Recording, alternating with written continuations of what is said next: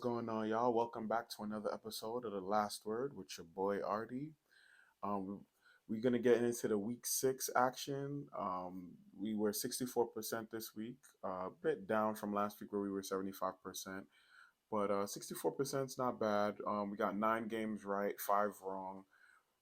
Some surprises, and the ones that we got wrong, like the Buccaneers, the 49ers, those are some surprises. But for the most part, can't complain. 64%, not bad, right? So first of all, we started with the Commanders versus the Bears. That game played out exactly how I said it would play out. I said that because the Bears are so young, they had opportunities. They're gonna have opportunities to beat themselves and lose the game, as opposed to the Commanders really winning it. And I said that the Commanders would be able to at least scheme up something to get some, points when they needed it. That's exactly what happened. Justin Fields had those turnovers. He had like that. He had one pick, and I think someone else had like a fumble or something on the kick return or something like that. They beat themselves. They struggled to put up points. Justin Fields was missing wide open throws to like tight ends that's like right in front of him. So the Bears are just a little young right now, but I think they'll pick it up throughout the season. Towards the end of the season, maybe they'll get better as he gets a little bit better. But definitely next year, if they get some wide receivers in the draft, the Bears should look better. So we got that one, 12-7. Commanders won that game. Next game was that we spoke about was the Ravens versus the Giants, and this one we said TikTok was hating on me, man. They only allowed me to post 2 videos. I was trying to post the Giants Ravens pick and discuss how I thought that the Giants was going to win, and I didn't believe in the Ravens because they had some concerning traits in terms of how they handled the good times. Like early in the game, they'll do some good things, and then they'll try to ride those good things the rest of the game, as opposed to keep on doing good things and keep on putting your foot on the opponent's neck. That's why I think that they lost that Bills game, and I think they lost that Dolphins game, because they had some success early and then just tried to ride that success as opposed to keeping their foot on the gas. So I thought that the Giants had a real chance of beating them, because Wink Martindale is our defensive coordinator, and if anything, he could give us some insight on how to play the Ravens. So if anybody in the whole league had dirt on the Ravens, it would have been us this week. So I thought that we had a great chance to win, and we did win. So shout out to the Giants. That was just off the analysis. It wasn't like, oh, it was an upset alert. I said that the Ravens should win. They have the better quarterback, better team that's been together for longer, so they should win. But the Giants, the way that they're playing and the way that the Ravens are playing, just made me think that the Giants had a legitimate chance to win and that they would win.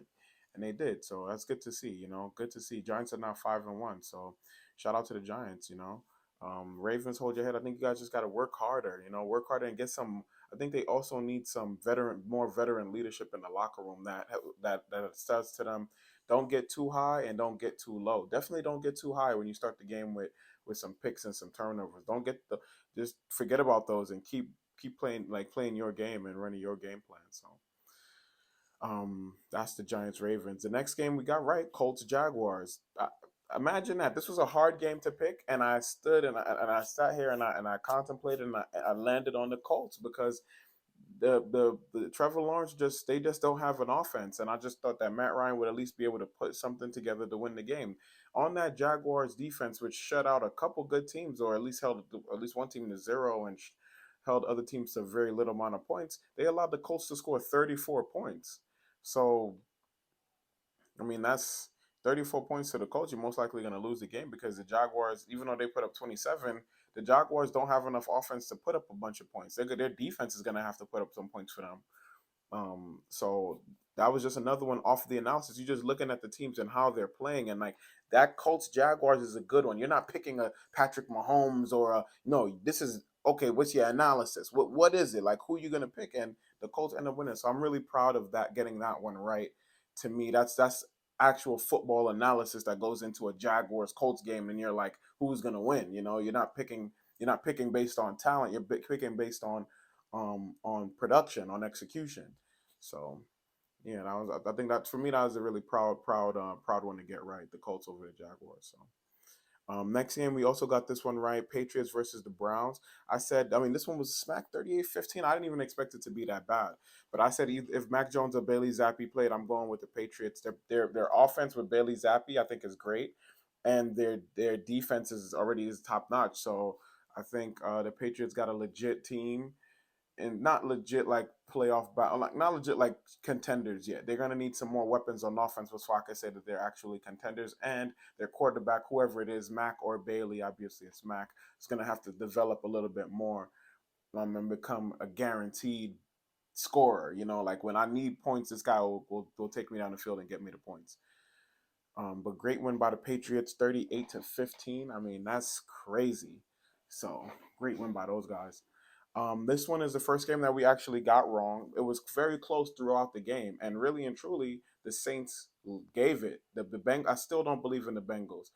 30-26. They were supposed to be fighting for their life in this game, and the Saints really should have won. Still, you know, there was a late missed call by the refs, and you can't put it on the refs. You win the game and without the calls, so the Saints lost it. But there was a late call that the refs missed, some pass interference. Then when the Saints had the ball, that probably would have closed this. And the Saints was winning for most of the game, but the Bengals ended up coming and taking it towards the end. So shout out to the Bengals for actually getting the win that they needed. But it's just, you know, disappointing to see the Saints kind of just fall apart like that. I thought the Saints would be able to kind of throw some surprises at them with Taysom Hill and some different packages and stuff that would win them the game. But the Bengals got it. So good job by the Bengals. So next game that was a surprising one that we got wrong. Everybody got this one wrong. Was Steelers Bucks. Like the Bucks were not supposed to lose that game. It's not a scary loss. It's early in the season. You just really didn't expect them to lose, especially after how bad the Steelers looked against the Bills. And the Steelers don't have any like offense, right? So if we're saying the Bucks have this great defense, then how did the Steelers beat them 20-18? Now 20 isn't much points, but it was Mitch Trubisky for most of it. It wasn't even like it was the rookie. I mean, if Mitch Trubisky got benched for that same rookie, and now Mitch Trubisky coming in lighting up the Buccaneers. So I was really disappointed to see them kind of get that loss, but it is what it is. Every week, you know, any team is liable to lose, liable to, you know, shit the bed, for lack of a better term. You know, so next week, Bucks. We'll see who you guys play next week, and you guys gonna definitely have to bounce back. But great win by Mike Tomlin and the Steelers. Like he is the coach's coach, you know. Mike Tomlin's the coach's coach. That's why you just don't bet against him. He coaches his team up. He has them prepared every single week, win, lose, or draw. So great job, great win by the Steelers, 20-18. Next game we got wrong, so it's like three in a row. It was three in a row. Bengals, Bucks, and now 49ers, Falcons. And now the 49ers, Falcons, and the Bucks games are two upsets. Those are upsets. The Falcons wasn't supposed to win this game. Definitely not by two scores. Beat them 28-14. Falcons versus the 49ers at the Falcons. Jimmy G, I mean, you only gonna put up 14 points against the Falcons defense? Really? That's all you got? 14 points for that defense? And the Falcons, I should have like analyzed this game a little bit more, but it's just the 49ers defense just is supposed to stymie that Falcons offense, which is why I'm not looking at this game as initially I wasn't looking at this game and saying, even though I think the Falcons have a bit of a frisky offense and that their offense is gonna be better in the years coming forward, against this 49ers defense, they shouldn't really be able to do much. So I'm not giving their offense much credit in this specific game. Turns out that they had it and they scored 28-14. So we'll see. I'm gonna most likely watch the next. Actually, pay a lot of attention to the next Falcons game, and I'll go back and rewatch this one to see like where I think that the Falcons are headed because I'm impressed by some of these wins. I'm impressed by the way they're playing, even with Marcus Mariota as their quarterback. So I'm going to start to look into the Falcons and see what's going on with them. So this next one we got correct. It's probably the upset of the week, but I just knew based on getting on analysis, this is another one I'm really proud of getting right. The Jets versus the Packers, 27-10. It was a handy win. It wasn't like close. It wasn't close. It wasn't a fluke. It wasn't the refs. It wasn't luck. It was a beating. Okay, it was a beatdown. It was you guys don't have any receivers, and we have enough young guys and defenders to beat y'all. And that's exactly what I said was going to happen.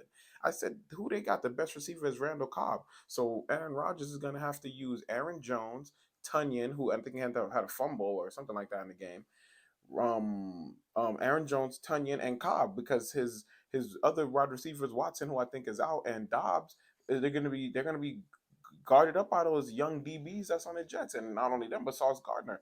So he had Lazard out there with Cobb. Then Sauce Gardner was tossing Lazard's catches over and over and over again. So the young spry Jets making some waves, making some noise. It depends on who they play next. If they play somebody with a good offense next, they'll probably lose. But any team with a good off with a bad offense like the Packers, they're gonna beat them. They're gonna beat them. And the Jets have a decent running game with Brees Hall now. He's coming into his own. The Jets, you have too many things to worry about now that you're now coming to find out that you have to worry about with the Jets. That's why the Jets are getting wins. As people start to learn, okay, this is what the Jets are, because first of all, their quarterback just came back. Zach Wilson just came back.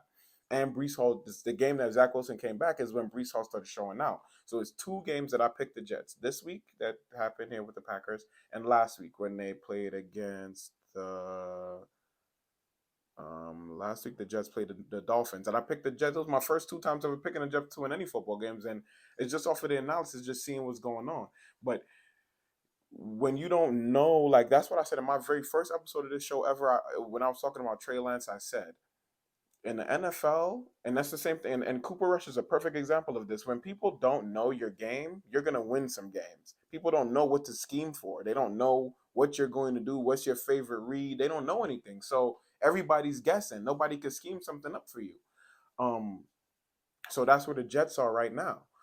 Zach Wilson, they had him last year, but then this year with this system and this running back, they don't know what plays is being called. They don't yet. They don't know what the formations are. Okay, is that a run? Is that a pass? Is that a play action?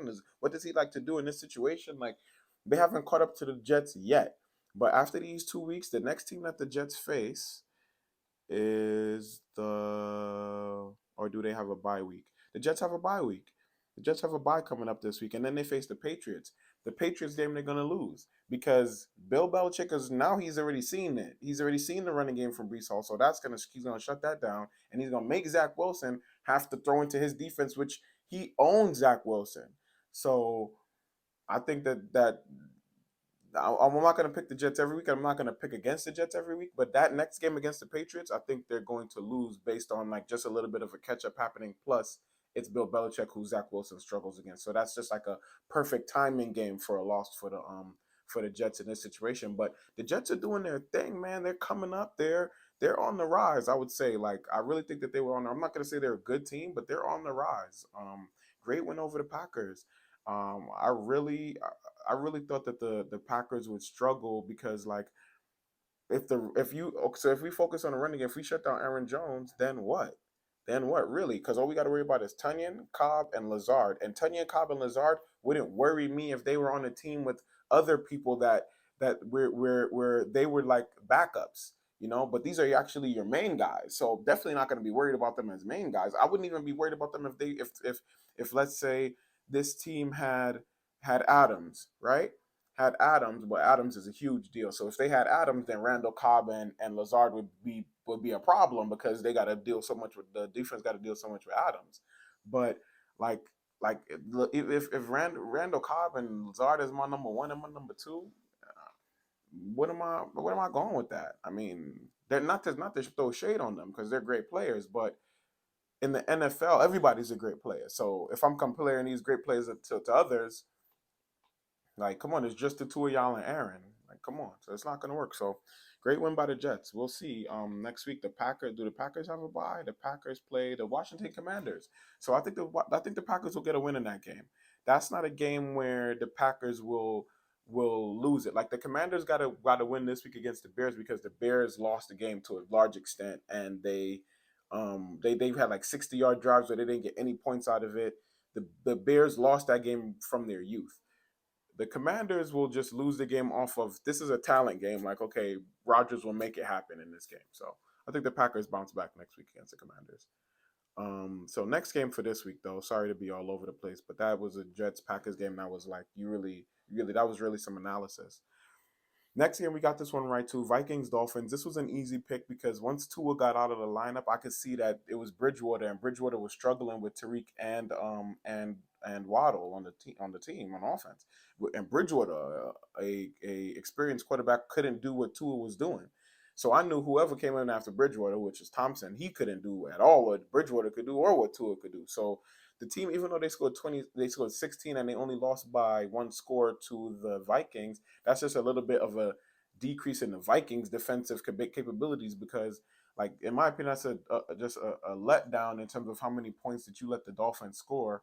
and how many points you only beat them by, because they're missing their starting quarterback, and the guys that like are replacing him are not good. So I think the Vikings should have handled that a lot better. But they're 5-1 now. They beat them 24-16. A win is a win. But if I'm gonna be honest, the Vikings aren't putting a lot of I don't have a lot of confidence in them. They have a bye week also next week, so it's not to say they have a next game coming up. But maybe they could right the ship during the bye week. Tighten up some things, especially on the defensive side of the ball. So great win by the Vikings, 24-16. The next game was the Baker Mayfield Panthers versus the Rams. This one we got right as well. This is an easy game to pick. I mean, the Panthers don't got no point, no ability to score. They have no ability to score. Sam Darnold looked great on that team last year with McCaffrey before McCaffrey got hurt. But Baker Mayfield looked like trash. He didn't even play. PJ Walker's out there stinking it up. Panthers 10, Rams 24. Rams, they're not good either. Their line isn't good. They were battling with the Panthers for a large part of this game. And come on, it's the Panthers, and you're fighting tooth and nail with them, so you're not good. But you're better than the Panthers. You could beat them by 2 whole scores. You're better than the Panthers. You better, because you got all those stars on your team. But the Rams are also in trouble. We'll see. We'll see how they do next week if they don't have a bye. There's a lot of teams with a bye next week. There's not even that many games next week. Week 7 is like bye week because the Rams are on a bye week as well. Yeah, a lot of teams that got a bye this week coming up, week 7. So Rams got a bye as well. We'll see how it goes, but great win by the Rams. It's a Cooper Cup and Matthew Stafford on that team, so we'll see. This one is another one we got wrong. The Cardinals 9 to the Seahawks 19.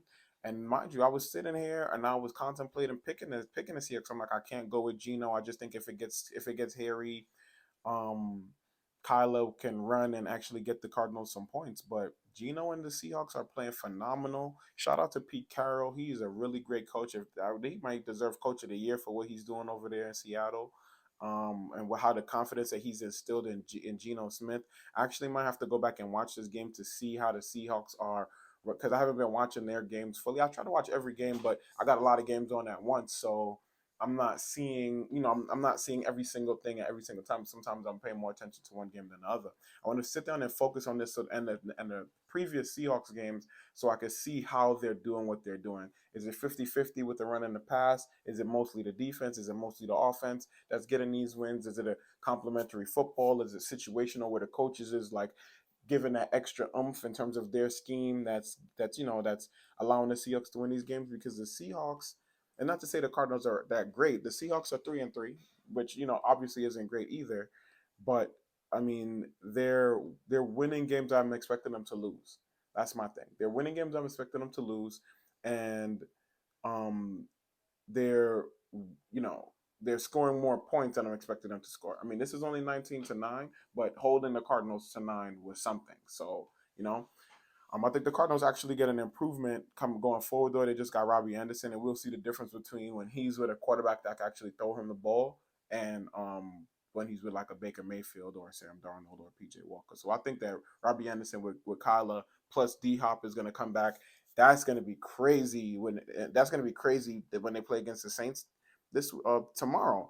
Tomorrow's game is Saints Cardinals. I'm going with Cardinals. I don't know if Robbie's going to play, but if he does and D Hop is there and it's both of them and Kyler, Goose is cooked, because they don't even know what routes Robbie's going to be running. It's going to be his first time. This goes back to that. If you don't know what they're going to do yet, they're most likely going to beat you. And the Cardinals are falling into that right now as they just got Robbie Anderson. So we got that one wrong. Another one we got wrong, a huge one that, based on the way that I covered it, I thought that the Chiefs would win. This is Chiefs Bills. I thought that Patrick would lead them. I didn't think that the Bills won 24-20. I didn't think that Josh could that I've ever seen Josh like come from face adversity and lead the team. It wasn't much adversity, but he really led them. He really led them from start to finish with no interceptions, right decision making, great intensity. Josh Allen did his thing, and he didn't prove to me that he was the better quarterback. Patrick still looked like the better quarterback to me, but Patrick had some mistakes, and for me, my analysis was perfect. I chose the Chiefs and I chose them handily, and they lost. but my analysis to me was perfect because I said that they was a risk of them losing because of the secondary. Josh Allen had like 300 and something yards with no interceptions. They ran a blitz. The two most impressive passes he had were on the blitz on number 23. The DB on the Chiefs on number 23 was guarding Davis over his head, touchdown. Guarding Diggs over his head again, touchdown. The Chiefs secondary is a point of weakness, is a huge concern. And I said that at the end of my last analysis with this Chiefs Bills game, that at the end of it, I said the Chiefs. I laid out the road for the Chiefs to lose. I said if they keep throwing deep bombs in the secondary all game, that's a recipe for the Chiefs to lose. And that did play out, and they did lose it. They did lose. So even though I got that wrong, I'm happy with the analysis. I'm happy with the analysis. Some people is like, oh, I see people commenting, oh, that's the worst take I ever seen. How you feel about that sidearm? Listen, I expected the Chiefs to win. They lost, but I also laid out how they would lose, and they did lose that way. So I'm happy with that. Listen, I'm happy with that. So 24-20 Bills, great win by the Bills. Let me see who they play. Are we gonna go? They got a bye week too. They got a bye week. They got a bye. The Chiefs got a bye. There's no reason to even watch week 7. Like what? There's so many teams with a bye. But there's some great games too. Like they got Giants, Jags, and stuff that week. So Giants. I'm gonna say Giants, Jags is a great game. Yeah. But the Bills don't play next week, and it doesn't look like the Chiefs play next week either. So, the Chiefs play the 49ers next week, but the Bills don't. So we'll discuss that in the next video. But great win by the Bills, right? All right. So the next game that we got right was the Cowboys versus the Eagles. This one was easy it was easy to call, and it was closer than the score actually. It was further apart than the score actually indicates, because the Cowboys in the second half made a little bit of a run and made it interesting, 20-17. And then the Eagles put on that 13-play drive to make it 26-17, and that was pretty much all she wrote. Nobody really scored after that. The scheme that the Eagles implemented in this game, masterclass. That was a masterclass in neutralizing the best part of the Dallas defense, which is Micah Parsons. Don't block him, read him. That's fantastic. That's fantastic defense. That's fantastic scheming and offense. The Chiefs could have taken some of that against Von Miller, because what Patrick threw on that last pick was a result of Von Miller's pressure, and he was supposed to be blocked by 2 men on that play. Only one actually picked up the block, forcing Patrick out of position and throwing the pick. If they had not blocked Von, read him instead, are you going to come to the ball, or are you going to stay with the receiver? Patrick would have had an easier throw, and Patrick would have had an easier time not having to deal with all of those blitzes. But either way, I digress. That's just an example of why the Eagles Cowboys game was so masterclass in terms of such a masterclass in terms of the offensive performance they put on. Reading Micah Parsons is a genius idea. That's just genius. So great job by the Eagles. Their running attack is really where it's at. Like their running game makes it so that you're uncomfortable. You're on your heels. You don't know what's coming. You have no idea what's coming next. You're gonna think it's a pass, and it's a run. It's a run, and the blocking and the scheme is immaculate. Great win by the Eagles. I just think that they're the class of the NFC right now. They're the best in the NFC right now. NFC, yeah, they're the best in the NFC, point blank, period. And they're best in the NFC East for sure. They're the best right now. Fly Eagles fly. Fly Eagles fly. But the next game, next and last game, and we got this one right as well. And TikTok was agreeing with me in terms of my analysis of this. You just cannot pick a Russell Wilson led team right now to win. You can't. It depends on who they're playing. Like if they're playing the Texans, then okay. And if they're playing the Jaguars, then okay, we'll see like who wins, because that boy Trevor Lawrence, he's garbage. Trevor Lawrence is garbage, and Russ is also as equally as garbage right now. Right? They're both garbage right now. But you can't pick the Broncos. So I went with the Chargers, even though I don't like the Chargers either, because Justin Herbert, I've seen him make a great deal of mistakes as well, as I said in the last video about these two teams. So the Chargers have bad coaching and bad quarterback play, in my opinion, consistently. So it's not every game, but it's consistent enough where it's like you guys aren't going anywhere. The Chargers only able to muster 19 points against the Broncos, right?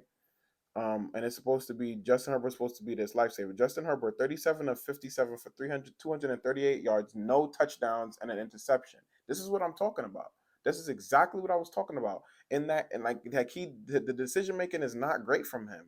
No matter how, everybody, he could throw a ball. When they want to crown him, they love to crown kids early. Trevor, Justin, they're crowning these guys. I don't see anybody who else getting crowned like that. Oh, yeah, okay. But yeah, the Chargers aren't that good to me. The Broncos are obviously struggling with Russ as their quarterback. But the Chargers ended up winning, taking it, and that's what we expected. It was a close, scrubby game in overtime, and they beat them 19-16. So good win for the Chargers. Um, that's it for the Week 6 recap. Thank you for tuning in. You could have been anywhere in the world, but you were here with me. Peace.